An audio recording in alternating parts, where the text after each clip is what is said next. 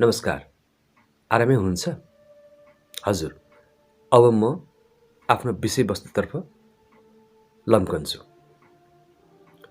आजको मेरो विषय छ गुरु बन्ने कि शिष्य बन्ने। हेर्नुहोस्, एकदमै महत्त्वपूर्ण विषय जस्तो लाग्छ। गुरु बन्ने वा शिष्य बन्ने। अब तपाईँ हामीले यो संसारमा अधिकांश मान्छेलाई गुरु बनेको देखिरहेका छौँ। गुरु भनेको शिक्षक होइन, प्रशिक्षक पनि होइन। गुरुको स्थान शिक्षक र प्रशिक्षक भन्दा माथि हुन्छ। पढाउने मान्छे होइन। र गुरु भनेको त्यस्तो व्यक्ति हो जसले ज्ञान दिए, शिक्षा होइन, ज्ञान दिए, जीवनको ज्ञान दिए, जीवनको निम्ति दर्शन प्रदान गरी व्यक्तिको जीवनलाई रूपान्तरण गरिदिन्छ। व्यक्तिको अँध्यारो जीवनबाट उज्यालो जीवनतर्फ लगिदिन्छ। त्यसमा कुनै सर्टिफिकेट हुँदैन, मार्क्स हुँदैन, पर्सेन्टेज हुँदैन, जिपी हुँदैन र ट्युसन फी पनि हुँदैन। यो सबैभन्दा माथिल्लो स्थलमा हुन्छ गुरु। गुरु शिक्षक हुन सक्छ, तर सबै शिक्षकहरू गुरु हुन सक्दैनन्। यो अलि अपाच्य कुरा हो, तर सत्य यही हो। गुरुले विद्यार्थीको जीवनलाई अथवा सुन्ने व्यक्तिको जीवनलाई पूर्ण रूपमा रूपान्तरण, परिवर्तन गर्न चाहन्छ। प्रत्येक व्यक्तिमा भएका ती अँध्यारा पक्षहरू, पञ्चविकार, तपाईँ हामी भित्र जुन प्रदूषण छ, त्यो प्रदूषणलाई रूपान्तरण गरेर त्यसलाई असल गुणहरू, विशेषताहरू भरिदिएर एउटा असल मान्छे बनाउनलाई लागि पर्दछ। गुरु त्यो व्यक्ति हो जो मान, सम्मान, अपमान र अभिमानबाट मुक्त हुन्छ, टाढा हुन्छ। उसलाई कसैले माने पनि, सम्मान दिए पनि, नदिए पनि तटस्थ हुन्छ। त्यस्तो गुरु व्यक्तिमा अभिमान पनि हुँदैन, घमण्ड पनि हुँदैन र अपमान गरेकोमा दुःख, निन्दा गरेकोमा अशान्त पनि हुँदैन। यी सम्पूर्ण कुराबाट ऊ निकै टाढा हुन्छ। त्यो माथिल्लो देवत्वको स्तरमा पुगेको हुन्छ। त्यो व्यक्ति मात्रै गुरु हो।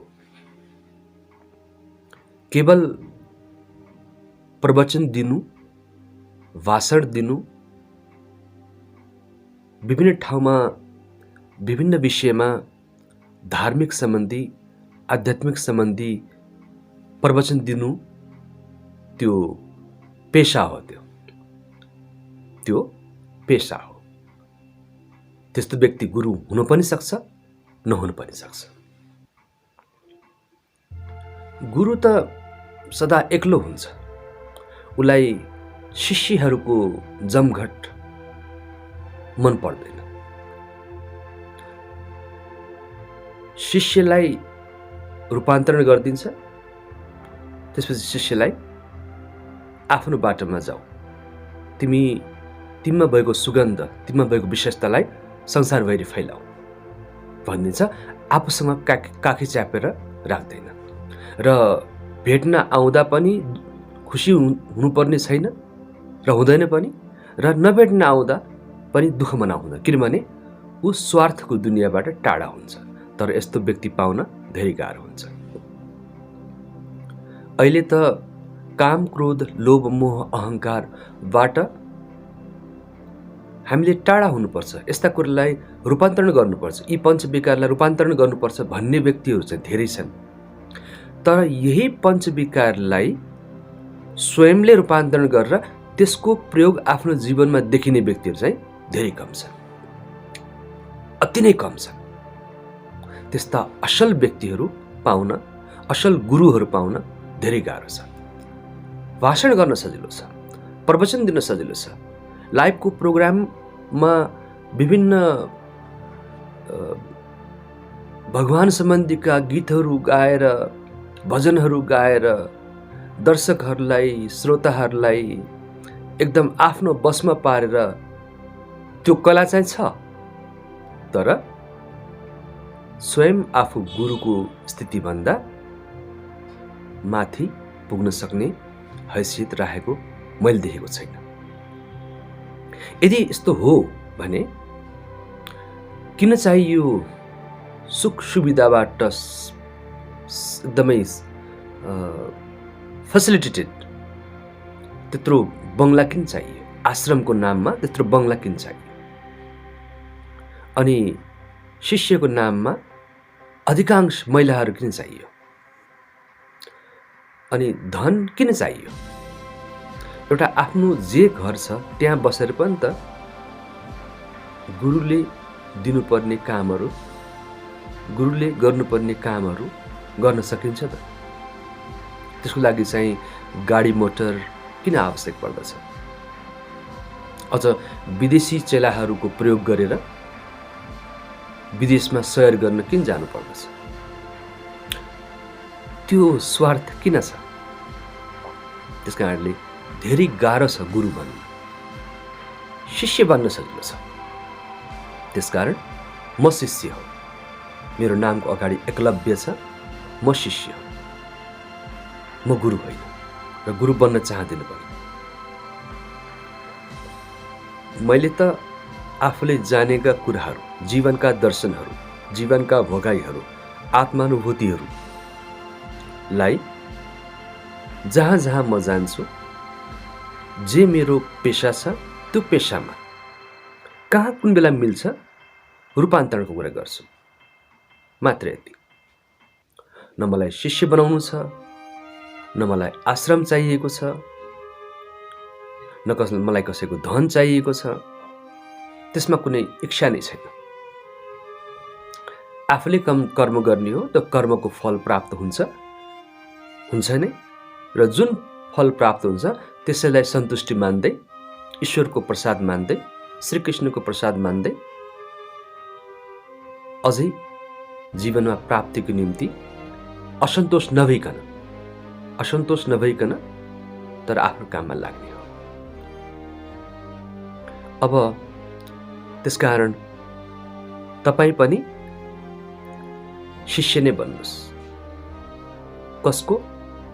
श्रीकृष्णको। भगवत गीता पढ्नुहोस्, विभिन्न अध्यात्म किताबहरू पढ्नुहोस्, आफूभित्रको त्यो चेतनालाई गुरु मान्नुहोस्, आफूभित्रको त्यो विवेकलाई गुरु मान्नुहोस्, यो प्रकृतिलाई गुरु मान्नुहोस्। संसारमा जति पनि सम्प्रदाय छन्, सम्प्रदायका गुरुहरू छन्, ती सम्पूर्णलाई गुरु मान्नुहोस्। तपाईँ जुन धर्ममा हुनुहुन्छ त्यो धर्मका व्यक्तित्वहरूलाई मात्रै गुरु होइन, संसारका सम्पूर्ण सम्प्रदायका, जसलाई तपाईँहरू धर्म भन्नुहुन्छ, त्यसका सम्पूर्ण गुरुलाई गुरु मान्नुहोस्। यो अस्तित्वलाई गुरु मान्नुहोस्, यो तपाईँको जीवनलाई गुरु मान्नुहोस्, तपाईँको मातापितालाई गुरु मान्नुहोस्, तपाईँको शिक्षकहरूलाई गुरु मान्नुहोस्, आफूभन्दा अग्रजलाई गुरु मान्नुहोस्, आफ्नो जीवनको अनुभवलाई गुरु मान्नुहोस्। त्यसपछि तपाईँले प्रत्येकबाट केही न केही ज्ञान प्राप्त गर्नुहुन्छ, र त्यो ज्ञान प्राप्त भइसकेपछि, विवेकमा चेतना आइसकेपछि वा चेतनामा विवेक आइसकेपछि तपाईँ बिस्तारै बिस्तारै बिस्तारै काम, क्रोध, लोभ, मोह, अहङ्कारबाट टाढा हुनुहुन्छ। तपाईँ ध्यान गर्ने ध्यानी हुनुहुन्छ। ध्यान गरेपछि तपाईँ ज्ञानी हुनुहुन्छ। अहिले त खालि ध्यान गर्ने भन्ने त एउटा यो एडभर्टाइज मात्रै छ। ध्यान बन्नुपर्छ, ध्यान गर्नुपर्छ, ध्यान गरेर ध्यानी हुनुपर्छ भन्ने सिकाउने कोही छैन। सिकाउने कोही पनि छैन। ज्ञानले ज्ञानी हुनुपर्छ, असल हुनुपर्छ भन्ने स्वयं आफूमा नभएपछि अरूलाई कसरी सिकाउने? पहिला त आफूमा हुनु पर्यो नि, अनि पो अरूलाई सिकाउन सकिन्छ। चुरोट रक्सी पिउने मान्छेलाई नैतिक अधिकार हुँदैन कि चुरोट रक्सी नखानुस् भनेर भन्ने उसको नैतिक अधिकार हुँदैन। त्यसै गरेर जब कुनै काम हामी स्वयं आफूले गर्न सक्दैनौँ भनेपछि त्यो काम हामी अरूलाई भन्न हिचकिचाउँछौँ। किन? स्वयं आफूले त्यो काम गर्दैनौँ।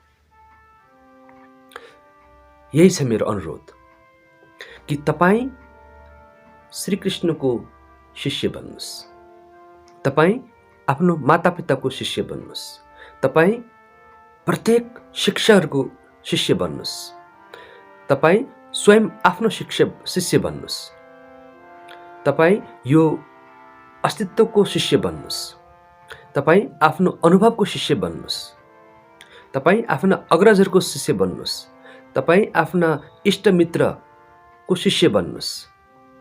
अनि हेर्नुहोस् त, तपाईँले प्रत्येक व्यक्ति, प्रत्येक वस्तु, प्रत्येक ठाउँ, प्रत्येक जीव, प्रत्येक प्राणीबाट केही न केही ज्ञान प्राप्त गर्नुहुन्छ।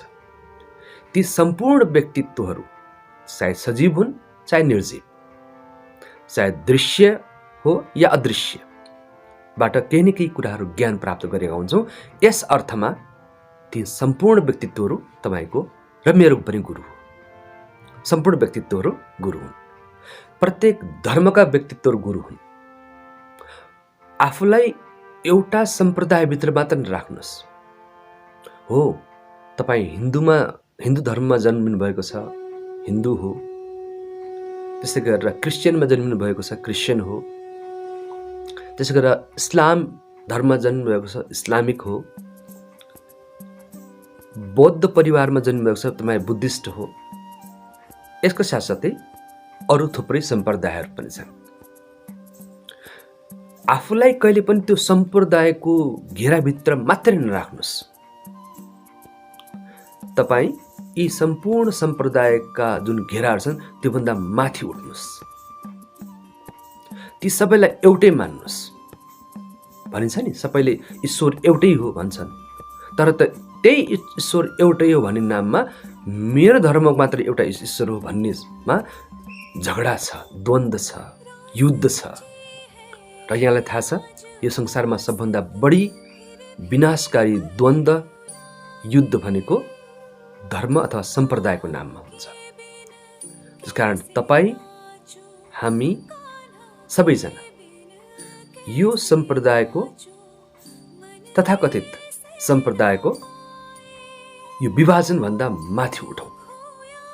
सम्पूर्ण देवी देवतालाई आफ्नै देवी देवता जस्तो मानौँ। मान्ने कसरी भनेपछि पूजा पाठ मात्र गरेर होइन। पूजा पाठ प्रार्थना त एउटा के हो भनेपछि एउटा चलिआएको परम्परा हो। त्यो परम्परा गर्नुहोस्, बिन्ती छ गर्नुहोस्। आफ्नो आफ्नो परम्परालाई हामीले कायम राख्नुपर्दछ। तर त्यो सम्प्रदायले, ती वाणीहरूले, ती पवित्र पुस्तकहरूले देखाउन खोजेको कुरो के हो, त्यसमा ध्यान दिएर त्यसलाई जीवनमा प्रयोग गर्नुहोस्। जब तपाईँ सबैमा आफू जस्तै व्यक्ति, आफू जस्तै जीव, आफू जस्तै प्राण देख्नुहुन्छ नि, तपाईँ कसैलाई पनि हानि गर्न सक्नुहुन्न। जब तपाईँ कसैलाई हानि गर्न सक्नुहुन्न, तपाईँ प्रेम गर्नुहुन्छ, निस्वार्थ र निस्वार्थ प्रेम। जब तपाईँ निस्वार्थ र निस्वार्थ प्रेम गर्न थाल्नुहुन्छ, तपाईँभित्र शान्ति उत्पन्न हुन थाल्छ। किनभने तपाईँ घरभित्र पनि त्यही संसार देख्नुहुन्छ, घर बाहिरको संसार पनि त्यही देख्नुहुन्छ। आफ्नो सम्प्रदायलाई पनि त्यही देख्नुहुन्छ, आफूभन्दा अर्को सम्प्रदायलाई पनि एउटै देख्नुहुन्छ। एकपटक गरी त हेर्नुहोस्, तपाईँको विचार व्यवहार सम्पूर्ण परिवर्तन भइदिन्छ। तपाईँ आफैमा मस्त रहनुहुन्छ।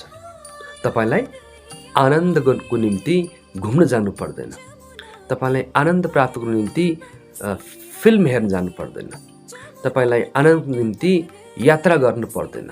तपाईँ जुन समयमा जहाँ हुनुहुन्छ त्यही तपाईँलाई आनन्द प्राप्त हुन्छ।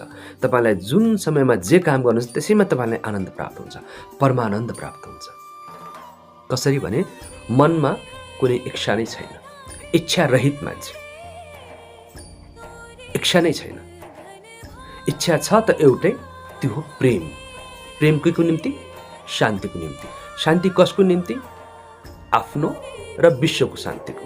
जगत शान्तिको निम्ति, प्राणी शान्तिको निम्ति, जीव शान्तिको निम्ति। अनि यस्तो सोचेर हामी अगाडि बढेपछि अनि हामीमा अशान्तपन रहन्छ, रहँदैन। हामीमा भेदभावको भावना रहन्छ, रहँदैन। त्यसकारणले साथीभाइसँग बसेर, 2-4 जना मान्छेसँग बसेर चियाको गफमा महान राष्ट्रिय अन्तर्राष्ट्रिय चिन्ताका विषयलाई वर्णन गरेर आफू ठुलो देखिनुभन्दा आफूभित्र रहेका कमजोरलाई हटाएर, आफूभित्र रहेका प्रदूषणलाई हटाएर असल बन्ने चिन्तनमा लागौँ त तपाईँ अनि तपाईँ अनि तपाईँ अनि तपाईँ अनि तपाईँ अनि म, यो हामी सबै लाग्यो भने के हुन्छ? परिवर्तन भएन, रूपान्तरण भएन, शान्ति भएन? अवश्य हुन्छ। त्यस कारणले मेरो निवेदन छ यहाँहरू सबैलाई कि जीवन अमूल्य छ, यसको कुनै मोल छैन। त्यस कारणले मदिरामा, धुवामा अनि सुर्तीमा खर्च नगर्नुहोस्, किनभने तपाईँ र मलाई यस पृथ्वीमा मानिसको सोला दिएर, मानिसको आत्मा दिएर पठाउनुको केही कारण छ। त्यो कारण के हो? प्लिज आफै खोज्नुहोस्। मेरो कुरामा विश्वास गर्नु पर्दैन। मैले त भनिदिएँ, विश्वास नलाग्नु पनि सक्छ। त्यसकारण आफै खोज्नुहोस्, आफ्नो बारेमा खोज्नुहोस् कि म मनुष्यको चलामा किन जन्मिएँ, के को निम्ति जन्मिएँ, के छ त्यस्तो कारण। जब तपाईँ आफूले आफूलाई खोज्नुहुन्छ, तपाईँले ईश्वर प्राप्त गर्नुहुन्छ, तपाईँले देवत्व प्राप्त गर्नुहुन्छ, तपाईँले ज्ञान प्राप्त गर्नुहुन्छ, शान्ति प्राप्त गर्नुहुन्छ। र जब देवत्व प्राप्त भइसकेपछि तपाईँ जहिले पनि सकारात्मक, बोलीमा पनि सकारात्मक र व्यवहारमा पनि सकारात्मक। सकारात्मकता भनेको ईश्वरीय अंश हो, ईश्वरीय आशीर्वाद हो। हस्, आजलाई यति नै। धन्यवाद, नमन। Thank you for watching. Please share it.